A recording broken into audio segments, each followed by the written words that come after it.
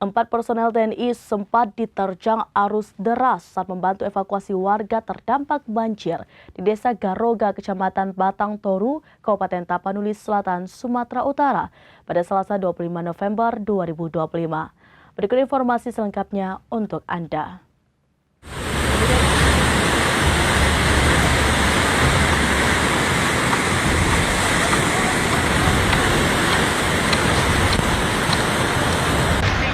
Empat personel TNI sempat diterjang arus deras saat membantu evakuasi warga terdampak banjir di Desa Garoga, Kecamatan Batang Toru, Kabupaten Tapanuli Selatan, Sumatera Utara pada Selasa 25 November 2025.